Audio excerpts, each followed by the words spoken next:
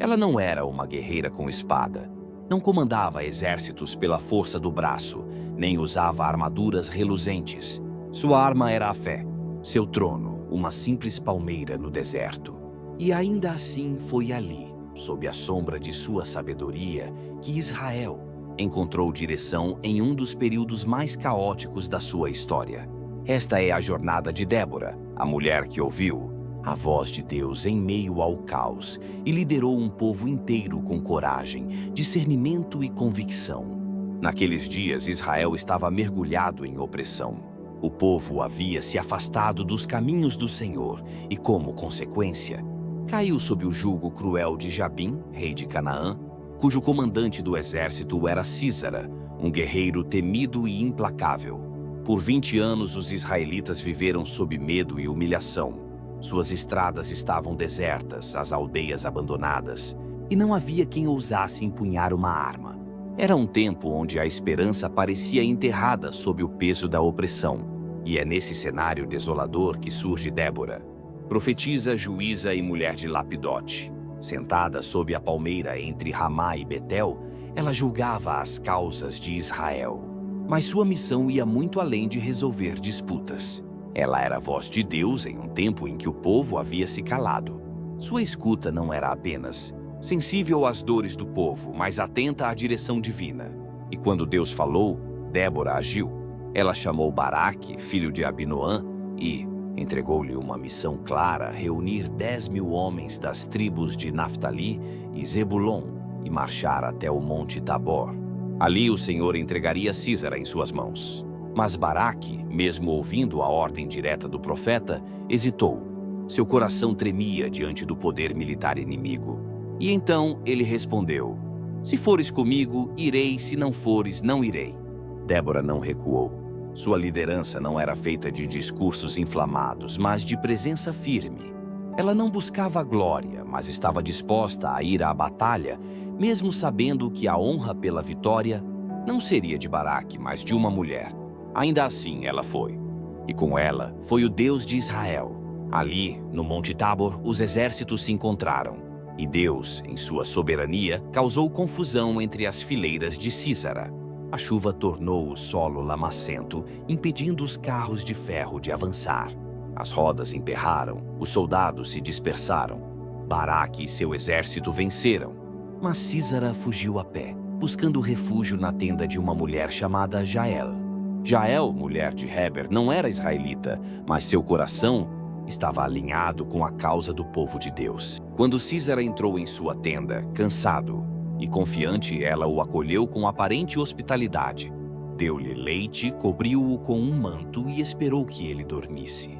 Então, com coragem e convicção, Jael matou o comandante inimigo. A vitória de Israel foi selada pelas mãos de 2 mulheres. E é então que Débora se levanta não apenas como juíza ou profetisa, mas como poeta e adoradora. O Cântico de Débora, registrado no livro de Juízes, é um dos textos mais antigos da Bíblia. Não é apenas uma celebração de vitória, mas um chamado à memória e à coragem. Ela exalta a disposição do povo, louva a liderança de Jael e reconhece que tudo veio da mão do Senhor. Desperta, Débora, desperta. Entoa um cântico. Assim ecoa sua voz pelos séculos. Uma voz que não foi silenciada pelo tempo, mas permanece como lembrete de que Deus levanta quem Ele quer, quando Ele quer, para realizar seus propósitos. Mesmo em tempos de guerra, mesmo em tempos de medo, Débora não pediu poder, não buscou reconhecimento. Ela apenas respondeu ao chamado.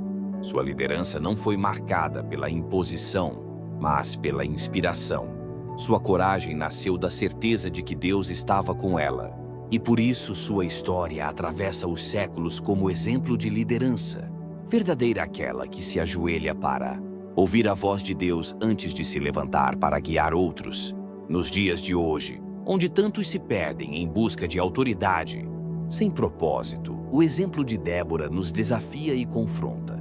Em um tempo em que o poder virou palco e o comando um jogo de vaidades, Débora nos lembra que verdadeira liderança começa de joelhos, ouvindo a voz de Deus. Sua história nos lança uma pergunta incômoda, mas urgente. Será que temos parado para escutar? Será que, em meio ao barulho do mundo e à pressa da vida, conseguimos discernir a voz do Eterno? Ou temos seguido apenas ecos, vivendo decisões vazias de direção divina?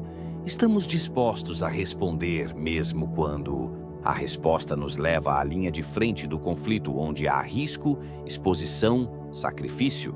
Estamos prontos para ser voz no meio do silêncio, quando ninguém mais ousa falar? Luz no meio do caos, quando tudo à nossa volta grita por desistência? A coragem de Débora não nasceu da ausência de medo, mas da presença de propósito. Ela não comandou por estratégia humana, mas por revelação. Não se impôs, mas se dispôs. O mundo clama por líderes que não apenas saibam falar, mas que saibam ouvir. Que antes de subirem ao púlpito passem pelo altar. Que liderem não por força nem por posição, mas por unção. Débora foi essa mulher, e sua vida ainda pergunta com firmeza e ternura: você está ouvindo? E se ouvir, vai obedecer?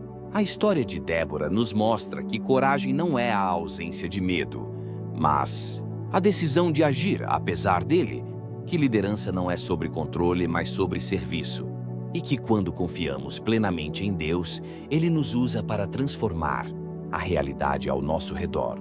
Que a vida de Débora nos inspire a viver com fé, sabedoria e coragem. Pois em tempos de guerra, Deus ainda chama aqueles que estão dispostos a ouvir e obedecer. Se essa história falou com você, inscreva-se no canal Épica Divina para mais jornadas inspiradoras de personagens que desafiaram o tempo com sua fé. Aqui, cada narrativa é um convite para mergulhar mais fundo na palavra.